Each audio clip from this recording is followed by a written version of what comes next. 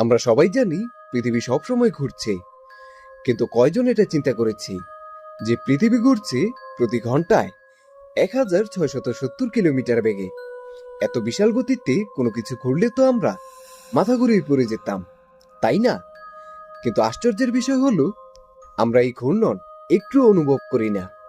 মনে হয় পৃথিবী স্থির, আমরা স্থির, কিন্তু সত্যি কথা হলো পৃথিবী কখনো থামে না। এখন প্রশ্ন হলো, যদি পৃথিবী গোল হয় তাহলে নিচে থাকা মানুষরা পড়ে যায় না কেন? আসলে এর উত্তর হলো গ্র্যাভিটি বা আকর্ষণ শক্তি। গ্র্যাভিটি সব পৃথিবীর কেন্দ্রের দিকে টেনে রাখে। তুমি পৃথিবীর যে জায়গাতে থাকো, তোমার নিচের দিক সবসময় পৃথিবীর কেন্দ্রের দিকেই থাকে। তাই কারো মাথা নিচে থাকে না, পড়ে যাওয়ারও সুযোগ নেই। এখন আসি অন্য প্রশ্নে, আমরা কেন পৃথিবীর ঘূর্ণন বুঝতে পারি না? ধরো তুমি একটি ট্রেনে বসে আছো।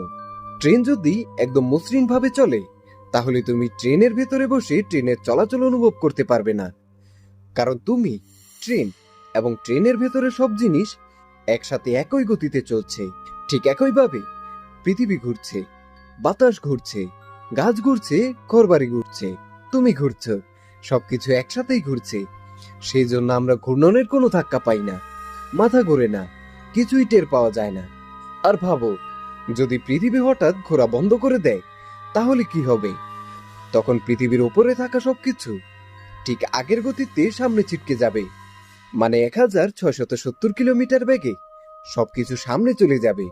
বিল্ডিং, মানুষ, পানি সবকিছু ছিটকে মহাবিপর্যয় হবে।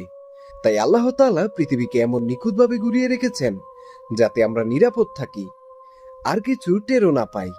অতএব পৃথিবী ঘুরছে কিন্তু আমরা টের পাই না। এটা কোনো রহস্য নয়, এটা আল্লাহ তাআলার তৈরি এক চমৎকার নিয়ামত। আর আমরা প্রতিদিন এই নিয়মের ভেতরেই খুব স্বাভাবিকভাবে জীবনযাপন কাটাচ্ছি।